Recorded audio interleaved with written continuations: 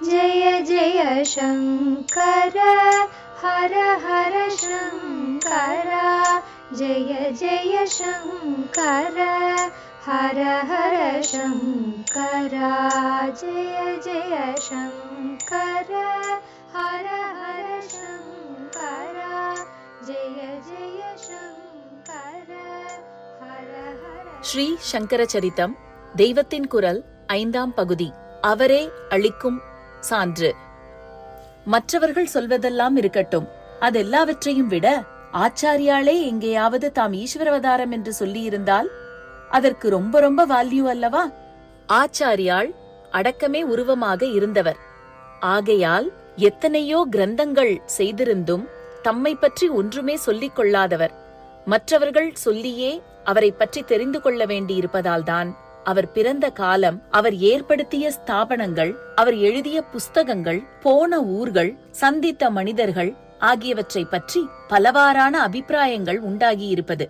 தாம் பிரம்மஞானம் பெற்ற ஜீவன் முக்தர் என்பதை கூட அவர் ரொம்பவும் லேசாக ஒரு சூசனையாக மாத்திரமே சூத்ர பாஷ்ய கடைசியில் கோடி காட்டியதோடு விட்டிருப்பவர்.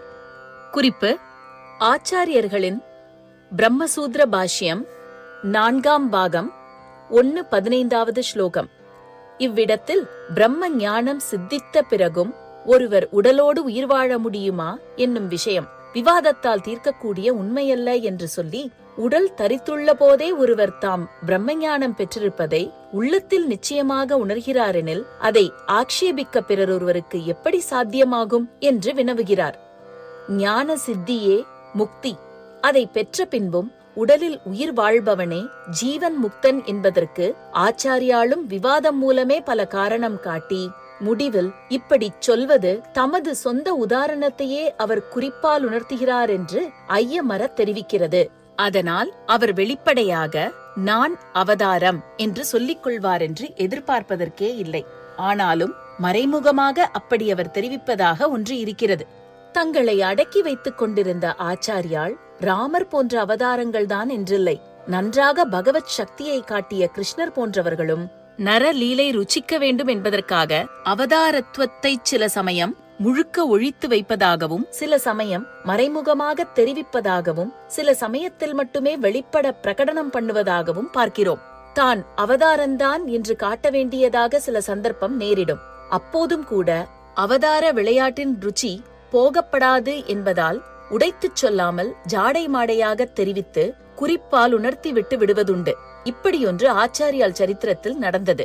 அவருடைய குருவான கோவிந்த பகவத்பாதரிடம் வியாசாச்சாரியால் ஈஸ்வரனை அவதாரம் பண்ணப் போகிறான், லோக வழக்கை ஒட்டியும் லோகத்திற்கு வழிகாட்ட வேண்டியதை முன்னிட்டும் அந்த அவதார புருஷன் உன்னிடம்தான் சிஷ்யனாவதற்கு வருவான், அவனுக்கு உபதேசம் பண்ணு என்று சொல்லி அனுப்பி வைத்திருந்தார்.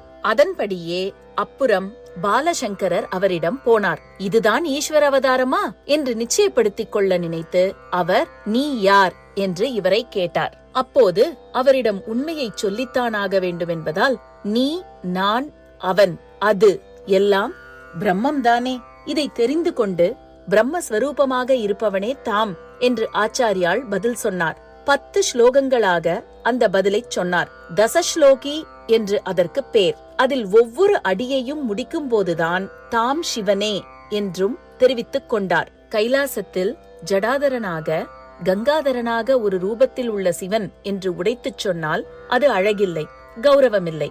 ஆனால் பிரம்மத்தையே சிவம் என்று சாந்தம் சிவம் அத்வைத்தம் என்று உபனிஷத்தில் சொல்லியிருக்கிறதே, அகம் பிரம்மாஸ்மி என்பதையே சிவோகம் என்று சொல்லும் வழக்கம் இருக்கிறதே, அந்த விதத்தில் சொல்லிவிடுவோமே என்று நினைத்தார்.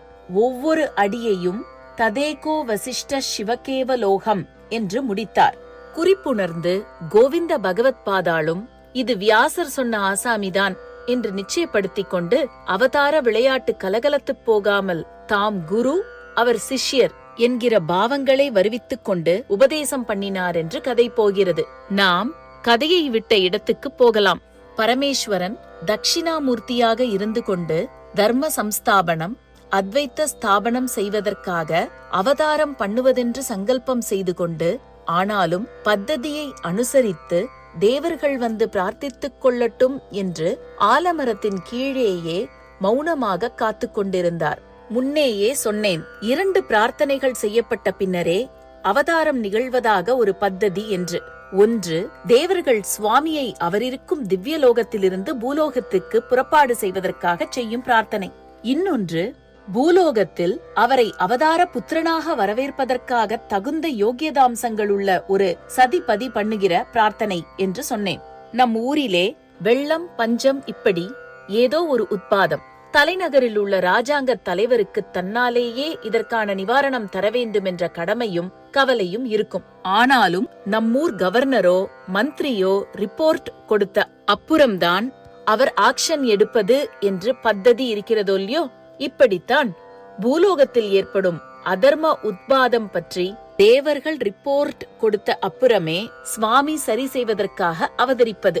லோக நிர்வாகத்தில் முக்கியமான அதிகாரியாக சுவாமி நியமித்திருக்கிற பிரம்மா மற்ற அதிகாரிகளான தேவர்களை அழைத்துக் கொண்டு ரிப்போர்ட் கொடுப்பதற்காக தட்சிணாமூர்த்தி உட்கார்ந்து கொண்டிருந்த ஆலமரத்தடிக்கு வந்து சேர்ந்தார். ஜெய ஜெய சங்கர, ஹரஹர சங்கர, மகாபெரியவா சரணம்.